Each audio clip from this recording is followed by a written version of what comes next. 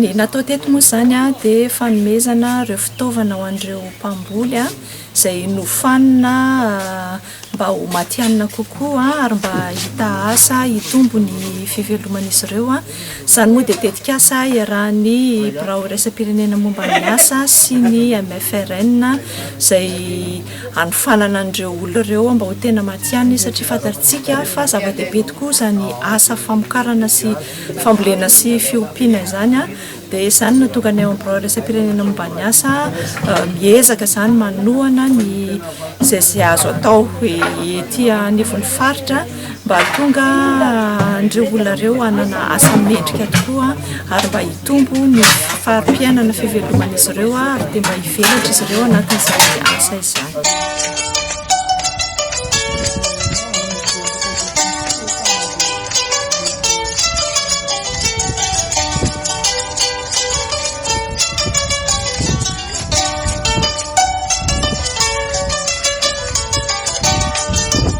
Sotra indrindra napisan'ilay fiofanana tegna lehibe taminay mihitsy ilay fiofanana satria maro le raha mbola tsy hainay zegny amin'ny fomba fambolena na le fikarakarana tany fagnanaovana zezika compost zany dia tegna mbola tsy hainay fa natoro anay ialanay amin'ilay fivangana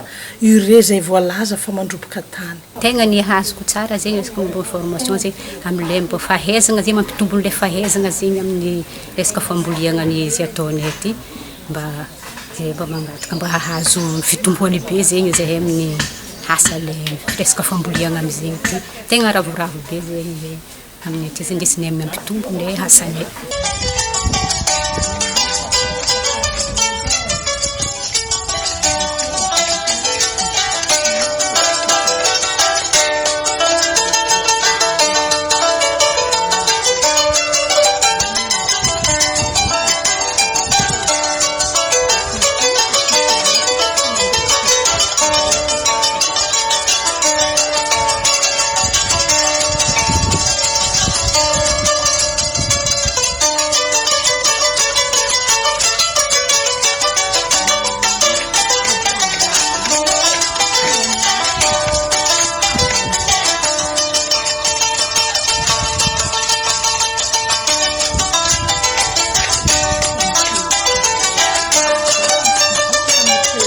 Ny lanonana natao tetiny any ma zany ny fiaraha-miasan'ny MFRNOCB sy BIT zany Bureau International du Travail ka ny tanjonay zany dia hampiroborobo le fiompiana sy fambolena ary hamokatra zany le asa mba mahavelogno zany eto NOCB. Donc zany ny tanjony koa zegny magnaraka zegny boka NOCB zegny hanana fahavitantena ara-tsakafo amin'ny fambolena sy fiompiana ary ny MFR zany tsy mitsahatra mihitsy dia nino maty mampirisika atsika jiaby eto NOCB hiditra amin'ny sehatra fambolena sy fiompiana fa io ny asa mahavanona ary mahavelogno.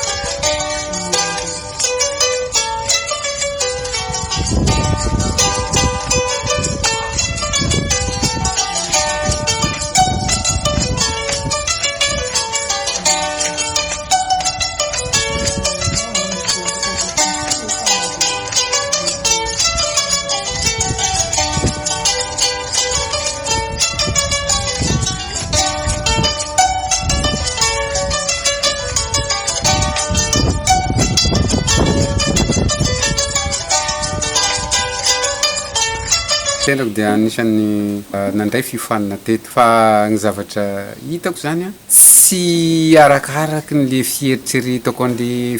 fambolena zany fambolena ny legioma io ny zavatra hita tato agnatin'ny fiofanana raha manomboka amin'izao nazahoako ny fiofanana zao zany dia hitako fa